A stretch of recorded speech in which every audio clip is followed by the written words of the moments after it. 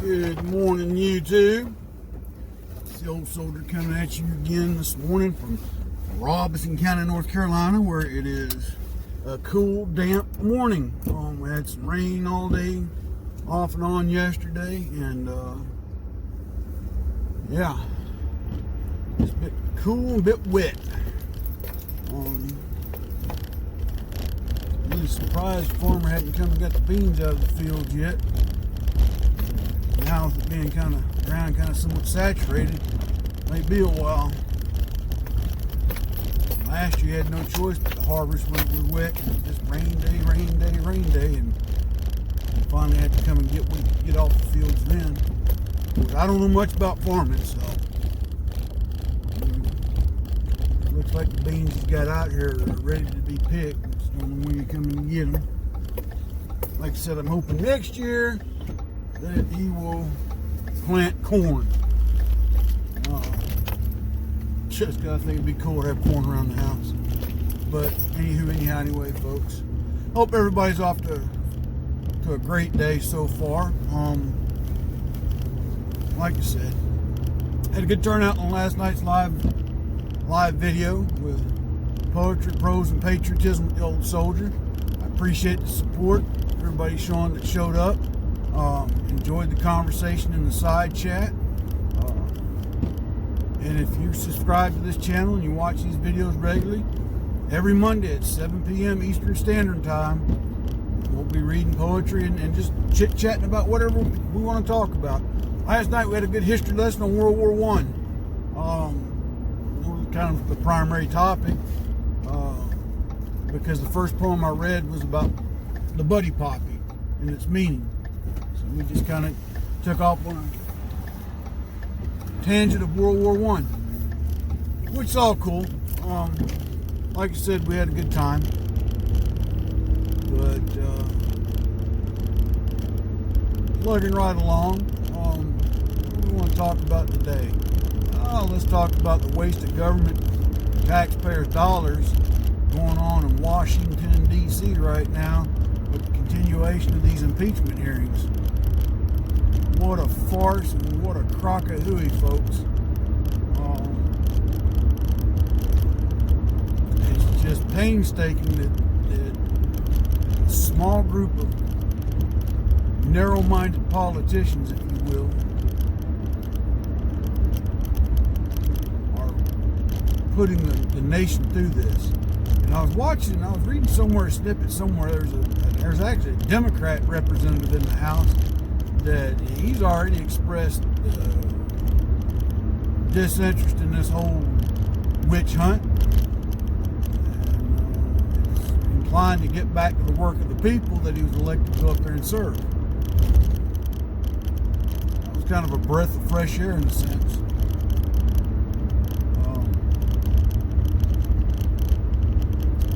And what gets me is how Adam Schiff he's ramrodding this whole thing, and nobody seems to, I don't know, kind of like the spoiled kid with all the marbles, I've got all the marbles, we're going to do it my way only. I don't care about the rules, we're going to do it my way. Or the kid that, when you play Monopoly and you establish some house rules and you're new to the house, and one kid that's the house, every little thing you do, all of a sudden a new rule comes up, part of house rules, kind of making this stuff up as he goes. Not to mention these witnesses he calls, I really question the validity of their testimony.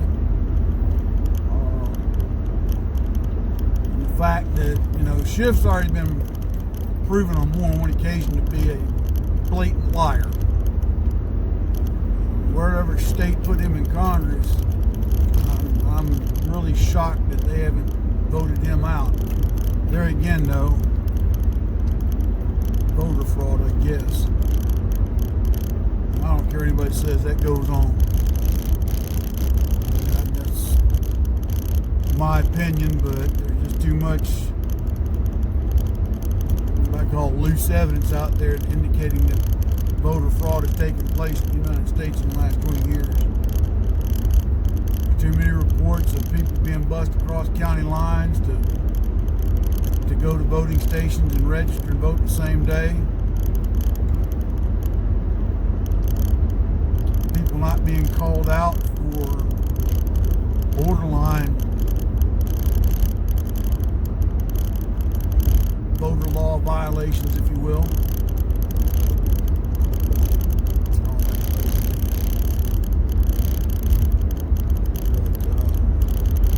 Like I said, anyway, folks, I'm not crazy about what's going on up there and what they're doing.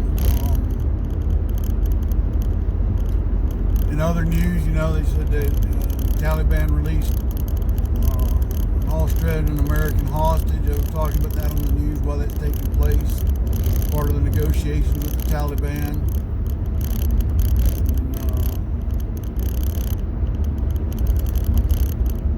Trying to withdraw us from the Afghanistan conflict. So that's taking place. Of course, the Taliban wants the United States completely gone. The country of Afghanistan, the nation, the government wants us to stay. Because they're afraid that if we pull out, the Taliban will grow in numbers and usurp them again. And not only that, the other big fear is that if the United States withdraws, the Taliban will reaffiliate itself wholeheartedly with Al Qaeda. And that's the touch and go point there. Got my own opinions on how we ought to deal with it, but I'm not in charge, so hey. But like I said, folks, as long as man's on the face of the earth, there'll be wars and rumors of wars. There'll always be conflicts to be fought. There's nothing good ever comes out of war. There's a peace that'll last for a time, but at the same token, you can sit there and be rolled over, or you can stand up and fight. Sometimes you have to stand up and fight. But what I'm really amazed at is it hadn't even been 20 years since we were attacked on our own sovereign soil. And sadly, how many people have ignored that fact, have ignored that it changed our life and our world and how we view it forever. It was also proven that we as a nation were not invulnerable.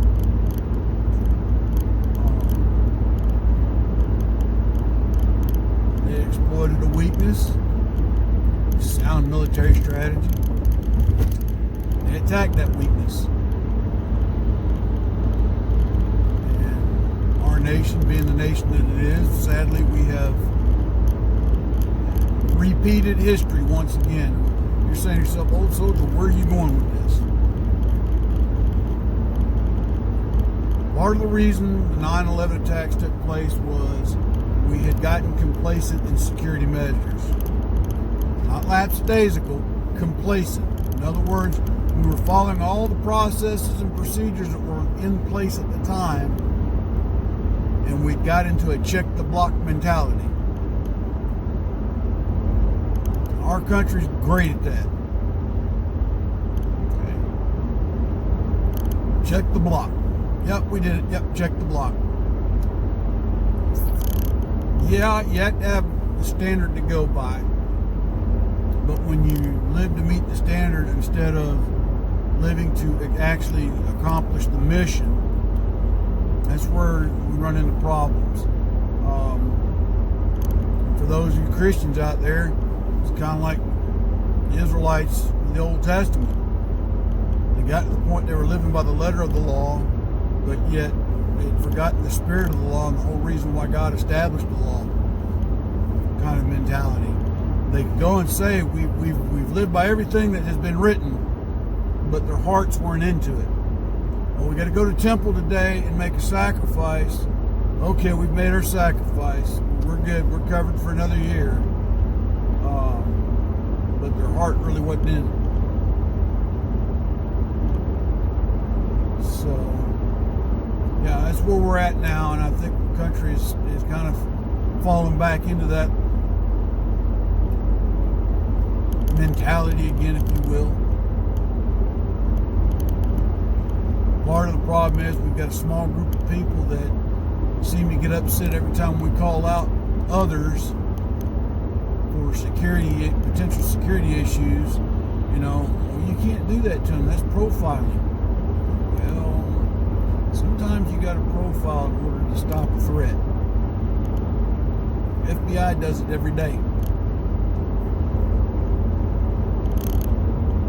Well, you can't target them because they're that particular group of people. Well, I'm not targeting them, but I'm going to hold them under higher suspicion than, say, somebody else, based on their activities, that kind of thing. I'm a firm believer that if it walks like a duck, quacks like a duck, chances are. The other problem we've got is that we've got a group of people that want to come to this nation but continue to live by the rules and laws of the nations that they have escaped from. And there's many groups like that. There's several that are establishing their own enclaves and demanding that they rule by their religious laws and rights, and not by the laws of the government of the United States, of which they have migrated to. Got another group of people coming here illegally, but then all of a sudden they demand rights and protection under the rights of the Constitution. Sorry, you're not a U.S. citizen. You don't get those privileges. You don't get those rights.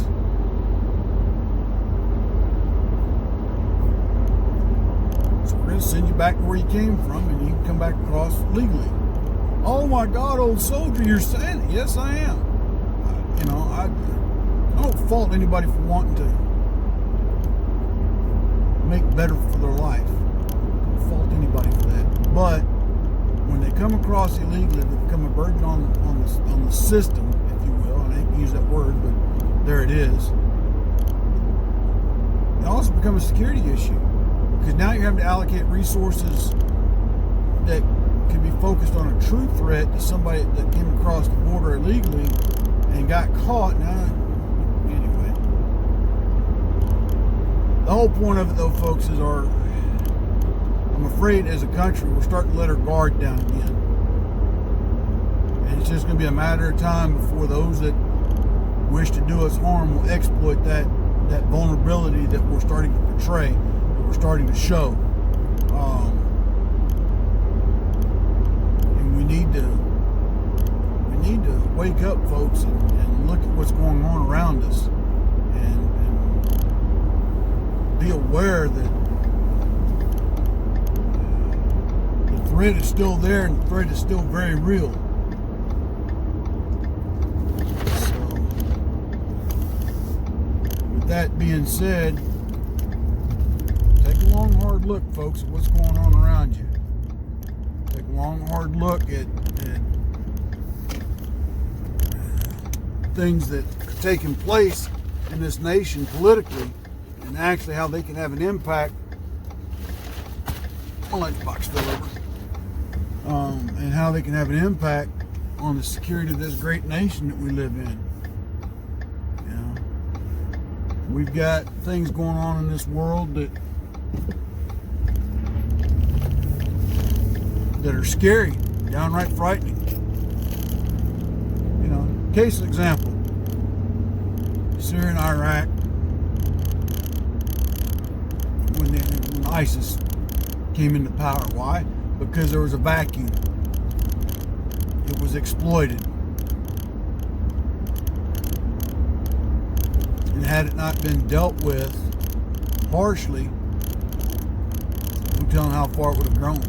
But the thing is, the potential is still there for it to happen again. We had one president that really kind of ignored it. The current president has dealt with it. we can't do it by ourselves either. We need strong allies in the region to help with that fight. The other thing too is we've got a strategic enemy that is wanting to wield influence in the region, have for years.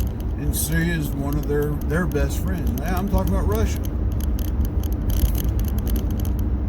They have troops on the ground in Syria. We've had troops on the ground in Syria. There's a loose agreement that you do what you do, we'll do what we do, but we won't shoot at one another.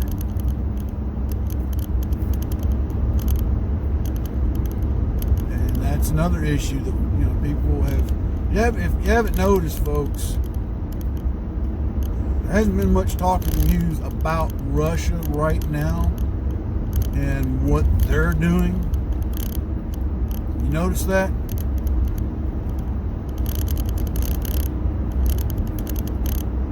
But I would tell you that, in my own opinion of things, in my study of world history, Russia's just biding their time before they make their big move. They've tried to go into the Ukraine and do things. There was the Crimea issue. But I think they're biding their time before they do something. And I think Western Europe is woefully and inadequately prepared to deal with the threat. You're saying, well, why? Well, case in example. We had a president that didn't make our NATO allies ante up to the plate like they ought to. Well, now we got one that's saying, hey, all you countries, y'all need to bring more to the plate than what you're bringing. We've been doing that for years for you, but it stops now.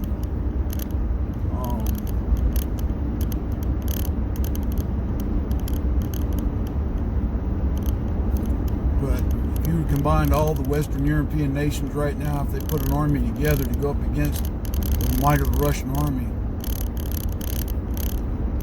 honestly, I don't know. Like I said, I've seen the new documentaries and other documentaries about the state of the Russian army and the Russian Navy and their equipment.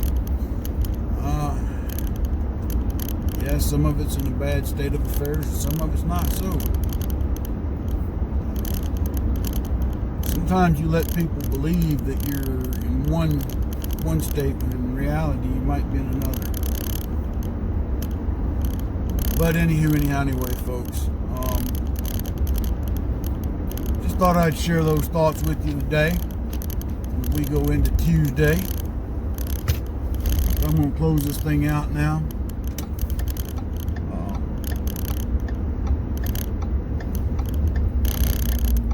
So y'all have a good and great, wonderful day. God bless. Take care. Charities I'd ask you to support: TunnelsToTowers.org, Folds of Honor, Pin Up for Vets and Valor for Veterans. They can't do it by themselves, so if you can provide them any kind of help, they'd appreciate it. I'd appreciate it.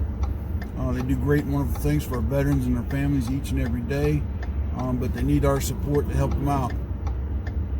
Likewise, vendors, I'd ask you to help out. If you live in my area and you're looking for firearms or ammunition, I always go to Money Quick Pawn on Rayford Road in Fayetteville, North Carolina for those needs. They're great, they're honest, they're fair, and they've got a wide variety of products outside of guns and ammo available as well at a reasonable price. So go and check them out if you live in my area. Robert's Custom Woodwork and Unsung Patriot, go to their Etsy sites. Christmas is right around the corner, folks. Order something from one of those two great vendors as a Christmas present for somebody you love. They'd appreciate it, and I'd appreciate it. And the person that receives the gift would definitely appreciate it. Also, if you like my poetry and you haven't got my books yet, grab a couple for stocking stuffers. They're available on Amazon. I almost said Amazon, but Amazon. And there's also my t-shirts down below on the Teespring site.